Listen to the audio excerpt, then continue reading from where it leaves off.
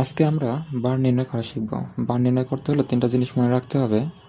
প্রথমটা হচ্ছে লিপ ইয়ার না হলে বছরের শুরুর দিন ও শেষ দিন একই বার হবে। দ্বিতীয়ত, লিপ ইয়ার হলে একদিন যোগ করতে হবে।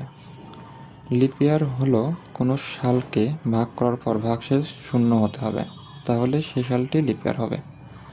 তাহলে প্রথম প্রশ্নটা হলো 2009 সালের 1 জানুয়ারি বৃহস্পতিবার ছিল, তাহলে 31শে ডিসেম্বর কী বার ছিল?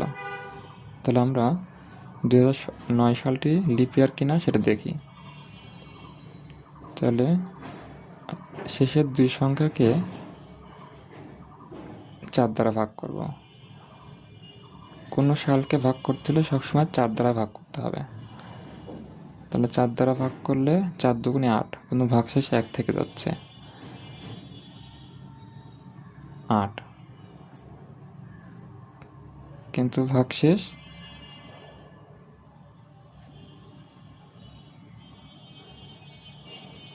1 থাকছে। এই জন্য এই সালটি লিপ ইয়ার নয়। সুতরাং বছরের প্রথম দিন যে বার হবে সেই দিনও সেই বারই হবে। তাহলে প্রথম দিন কী বার ছিল? বৃহস্পতিবার।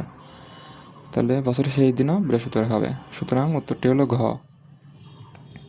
2012 সালের দ্বিতীয় প্রশ্নটি, 2012 সালের 1 জানুয়ারি রবিবার ছিল, কিন্তু 31শে ডিসেম্বর কী বার ছিল?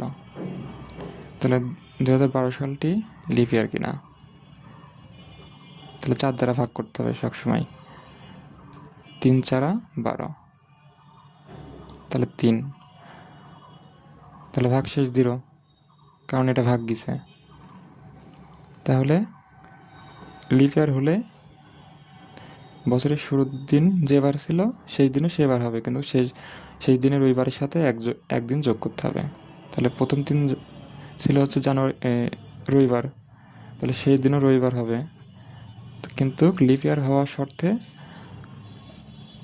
ওই দিনের সাথে একদিন যোগ করতে হবে। তাহলে রবিবার আর একদিন যোগ করলে সোমবার। সুতরাং উত্তরটি হলো খ।